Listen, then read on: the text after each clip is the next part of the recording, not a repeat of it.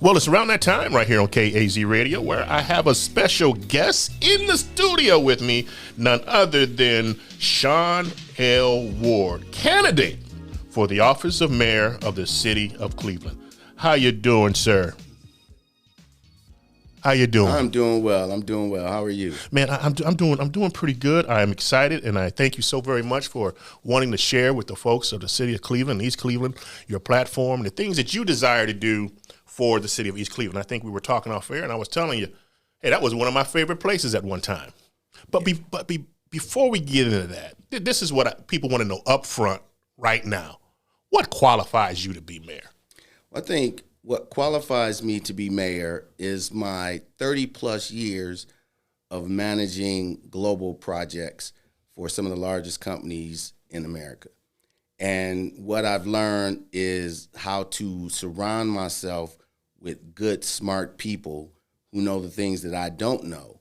And collectively, we can all work together towards a single objective. My career, my background is in IT, but the last 20 some odd years of my career, I've been a project manager. And so in that area, you develop skill sets around organization, around change management, around budgeting. Pretty much everything that you do to run a business, you do when you're looking at planning a technology-based project. You know, that sounds really good for a nice, simple village or suburb or some place that's not having issues with crime, that's not having issues with murder, thefts, robberies, dilapidated properties. How are you qualified to handle those kind of situations? Well, I mean, nobody's qualified to handle those kind of situations except the people who handle them, right? Cops are qualified to handle crime.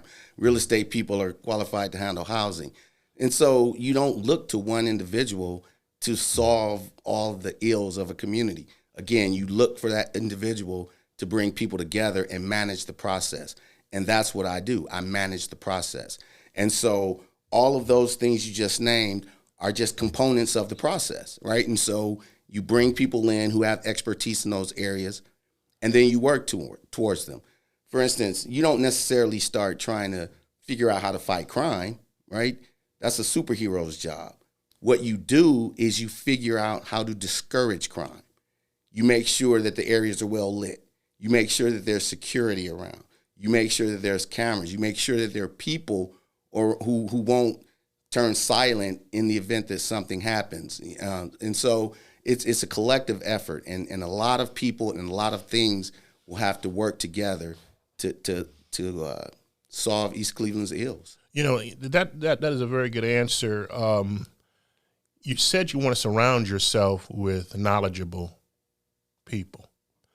What's the vetting process for that? Well, I think the first thing we have to do is figure out which areas we're going to target and how we're going to address them. And then once you determine that, and that's not a plan, right? That's just an approach. Okay. Once you develop an approach, then you find people to help you with a plan. You start to understand what skill sets you need from people. And then you understand what kind of qualifications, what kind of time commitments you need from people. And then you start going after people who can meet those requirements. You know, it's interesting that, there's these rumors, and I'm sure you're aware of it. I'm assuming you're a resident of the East Cleveland area because you're running for mayor.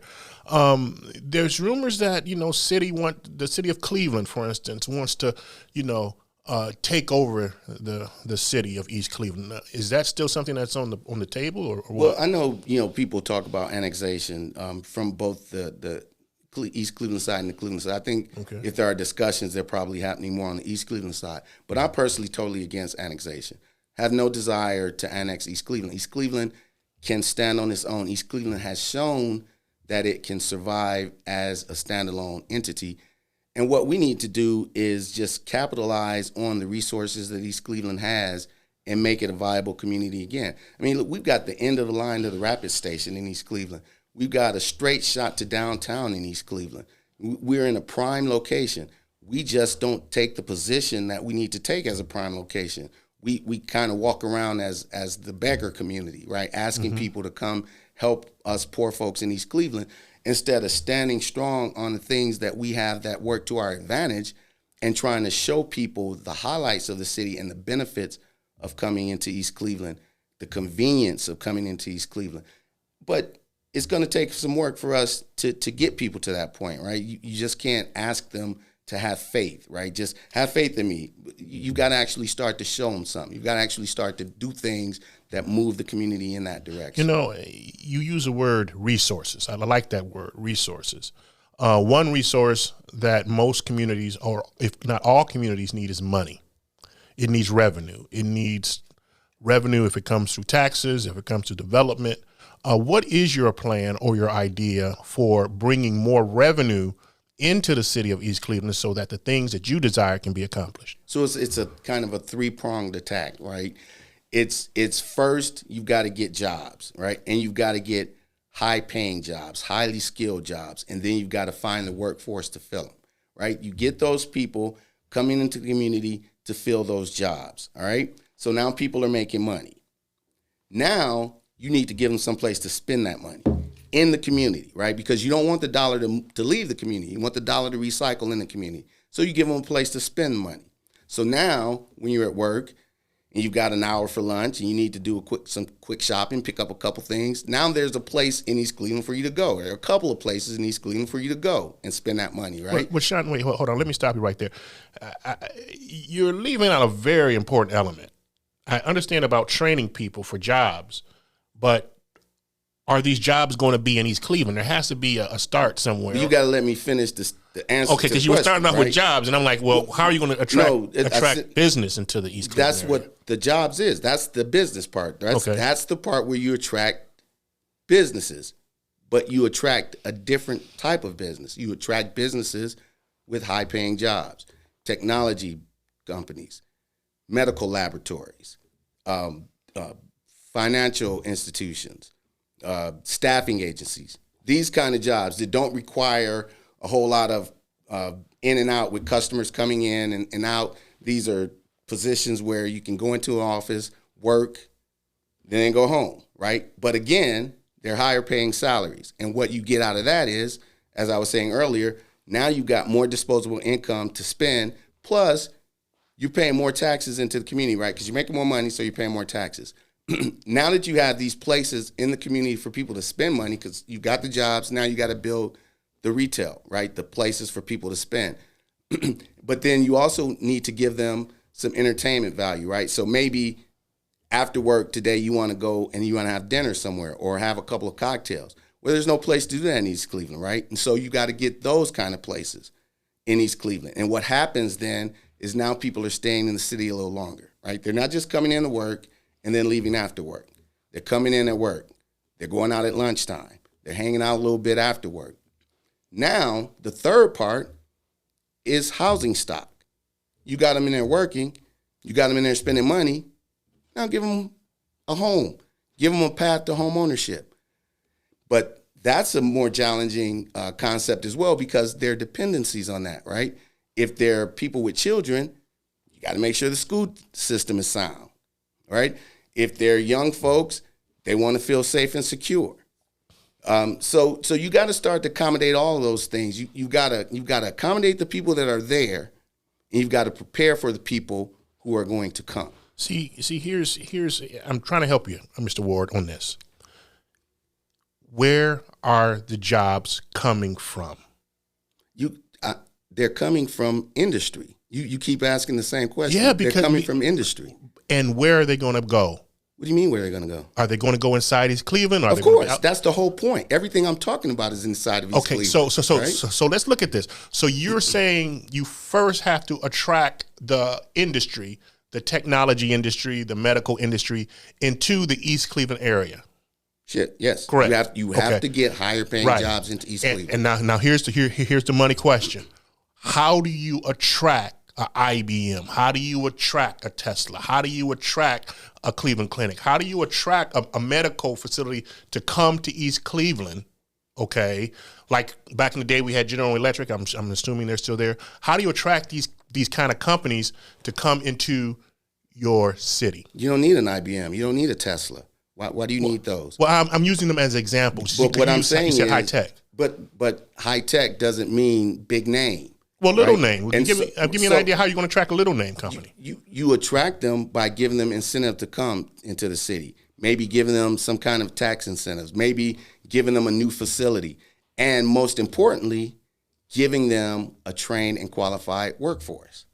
And so all these things work together. You can't isolate one and then expect everything else to happen.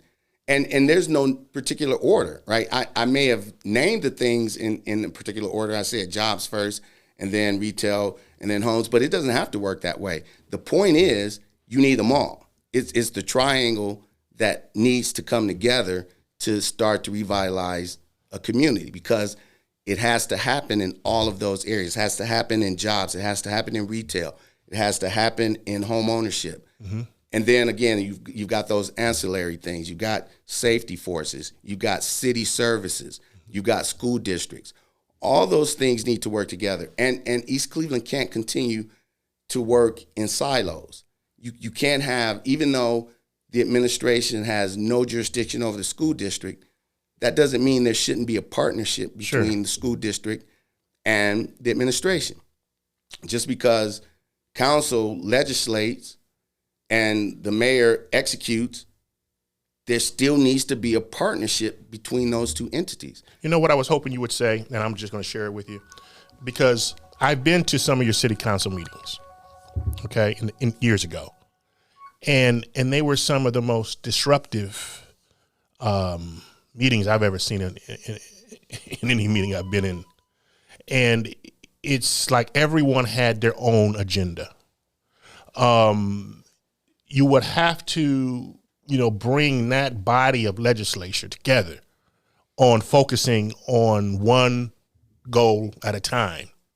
One thing you said that I really, really liked, and I was sort of hoping you would say this, was I'm going to bring in top developers or people who know how to deal with developers and people who know how to bring in top business and people who know how to get this kind of thing rolling, because you got a lot of good property. You got some prime property in East Cleveland. You got a lot of land in East Cleveland.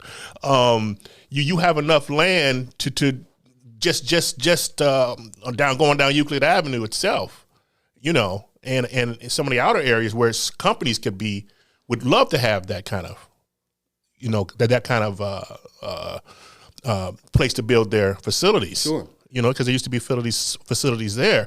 So that's what I'm sort of looking at. I'm like, well, I know he got the land, but I think most companies, would be interested in coming to East Cleveland with some sort of tax incentive or something of that nature.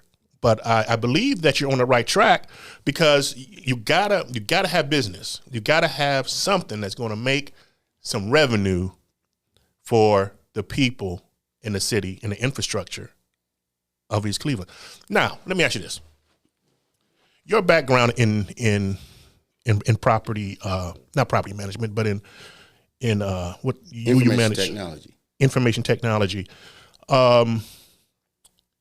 Had you ever ran across something that you thought was insurmountable, something that you just couldn't achieve, but you achieved it? Tell us a story about that. I don't have a story like that. I plan and execute. If I didn't think I could achieve it, I wouldn't attempt it.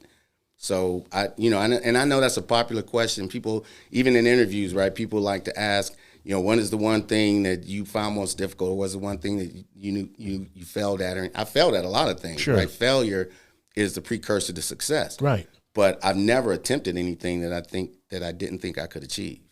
So I don't really have a story about. Oh, well, you know what the old folks say: keep living. I'm old, so you ain't old enough, because if you ain't found nothing that you found very difficult and you was able to accomplish that, keep living. That's not what you asked me, though. You said insurmountable. Insurmountable, yeah, That's sure. different than difficult. I never said I didn't find things difficult. Okay, so you never found anything that was just too big for you to handle. No, I'm trying to rebuild a whole city. If that's not too big, then nothing will be.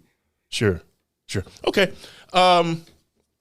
In regards to the infrastructure of East Cleveland, everybody excuse me for the saying everybody, a lot of people that I've talked to say they avoid it at all costs going through East Cleveland. Mm-hmm. not because of the crime, just the streets. Just the streets alone are just horrible. You're taking on quite a task, or your staff or your team is taking on quite a situation there. The first 100 days in office, tell me about it. So the first 100 days in office are going to be about trying to figure out what to tackle first. Okay. I mean, there are a lot of things, like you suggested, there are a lot of things that are going on. We don't have to handle things one at a time, right? We certainly can multitask, and that's the whole point in building teams.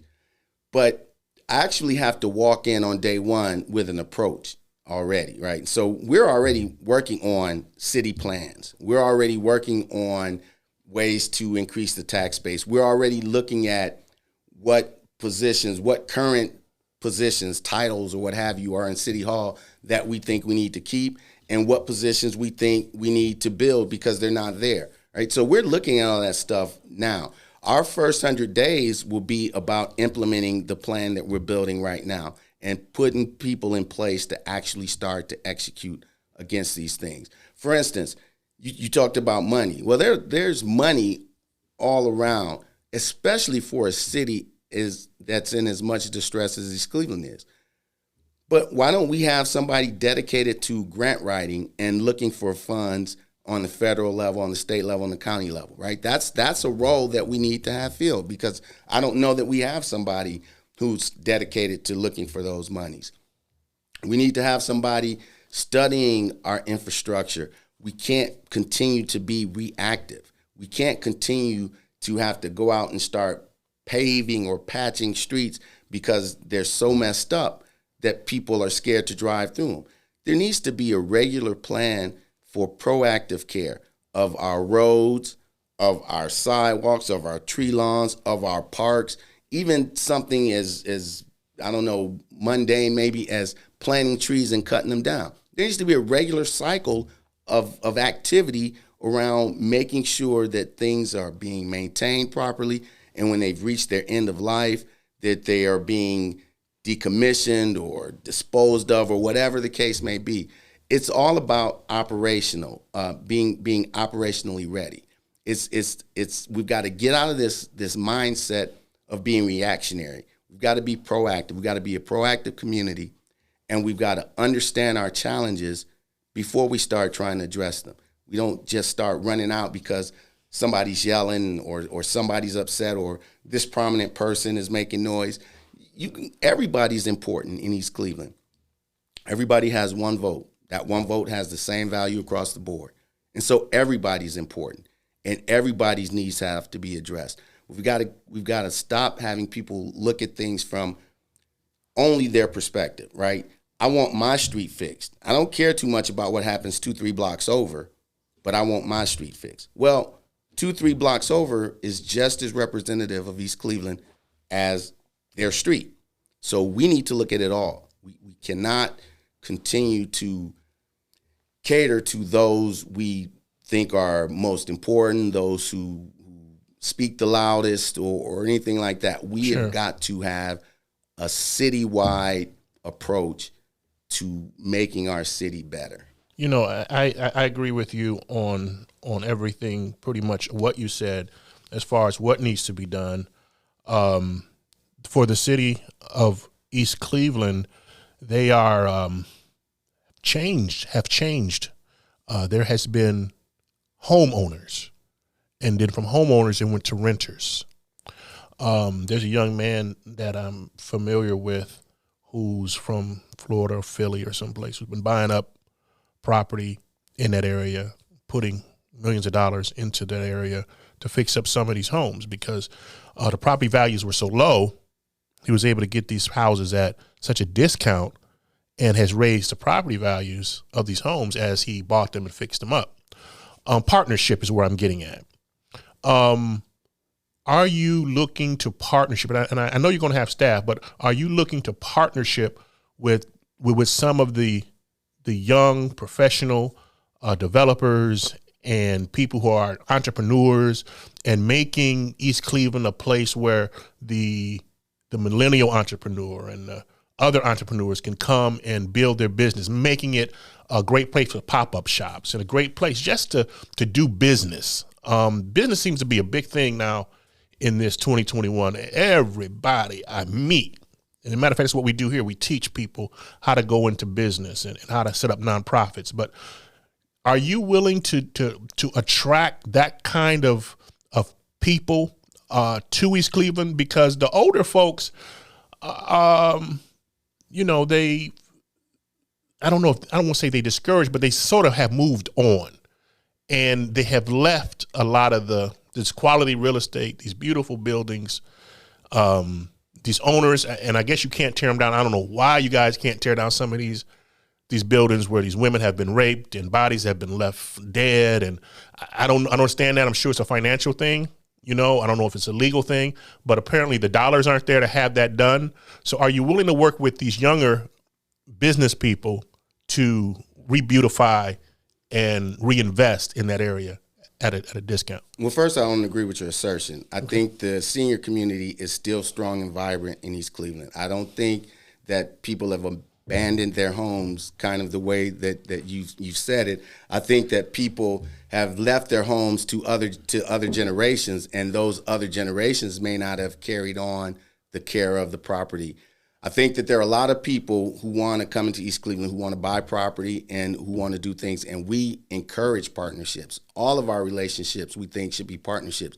But you can't just come in and have the desire to do something. You got to have a plan, and that plan has got to execute in some fixed period of time, right? So if you come in East Cleveland in the Sean Ward administration and you say you want to do some work, we want to see your plan. We want to see your prospectus, and we want to see your timeline, and then we can move forward. But you know, I understand that. But see, you're almost bringing back that bureaucratic red tape problem that East Cleveland has always had. How is requiring a plan red No, tape? I'm not saying requiring a plan, but just the way you're sounding, it's almost as though, because the question was, are you looking forward to bringing in young entrepreneurs, young developers, people that are stepping out? And the first thing you want to say is, well, they have to have this and they have to have that. They and do. they have to have. And they don't have to be young Most of them either, know right? that. They Most don't of just them know have to that. be young. But what I'm saying is, if you want something to survive, if you want something to grow,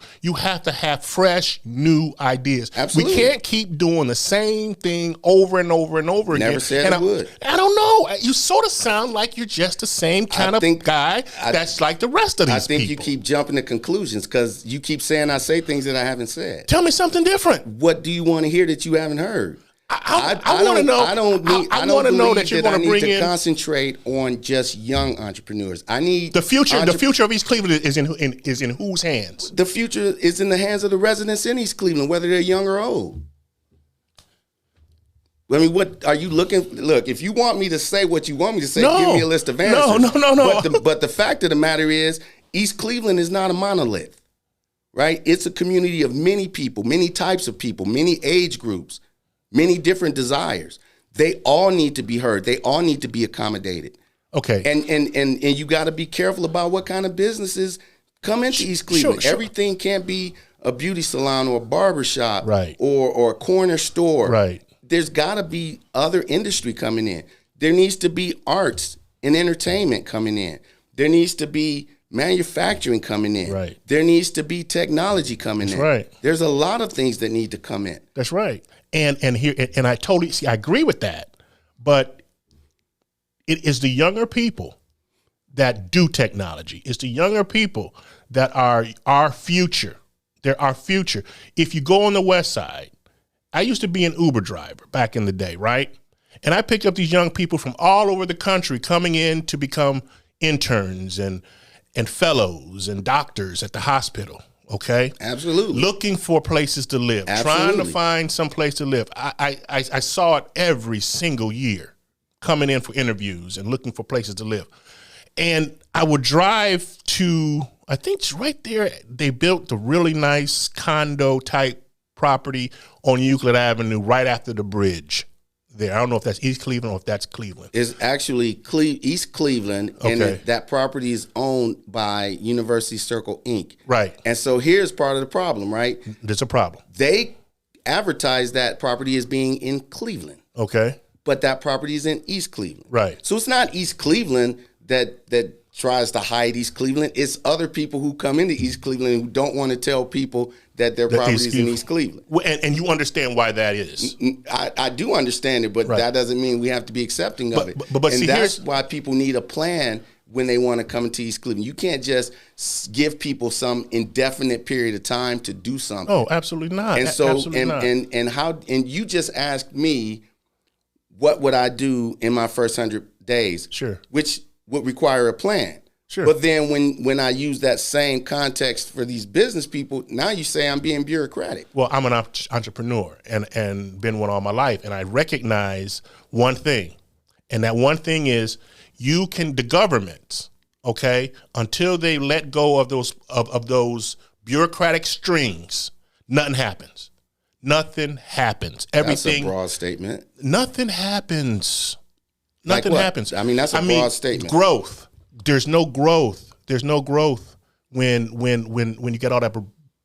Everybody's holding those tight strings. But now I see areas like on the west side, and I see areas even where I live over here off 185th. Okay, I not too far in Collinwood area. Growth. People take these old storefronts, they fix them up, they put restaurants in them, they put entertainment facilities in them. You know, this building used to be an ice cream shop, an ice cream factory. They put businesses in here, doctors' offices, lawyers' offices, studios. I mean, it was like repurposing your area. And the people that can really repurpose something are the people that have fresh, new ideas. And you seem to think only young people have fresh new ideas, I take it, because that's what you keep saying. Yeah, I have seen that over my lifetime. I think that's the limiting perspective that you're taking. I believe that more than just young people have fresh new ideas. Well, I'm 56 years old, and I have fresh new ideas. Well, I do too. Young is a relative. It's all on you. It's all on how you think. Young is relative. But what I'm saying here is that I would hope for the city of East Cleveland to become what you desire it to become, what we all desire it to become, a place where it's thriving, where people are happy to live there. And I want to say this, and I'm going to let you close out, okay? You said something that one little area is actually East Cleveland, but they sell it as Cleveland. I don't know why someone just doesn't get take from that point and build something next to that, and then build something next to that. I mean, the way you take a bite out of elephant is one bite out at a time. I would start all the way down here on Euclid area, where East Cleveland butts up with Euclid, or where Cleveland butts up with Euclid, and start small development there. I would start showing some sort of growth so it can be seen. But what makes you think that's not our plan? We have divided the city into districts, and we have development plans for every district that we've divided the city up into.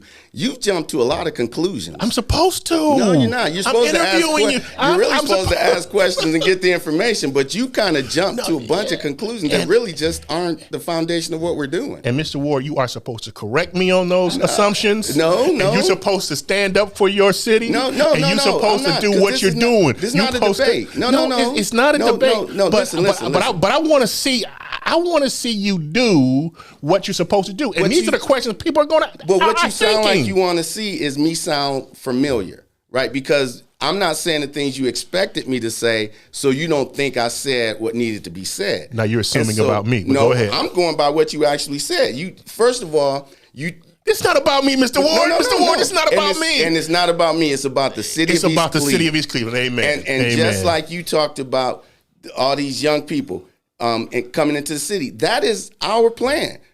University Circle can't grow out. It can only grow up. But why do we want people coming into East Cleveland to think they're still in University Circle? We want them to know they're in East Cleveland.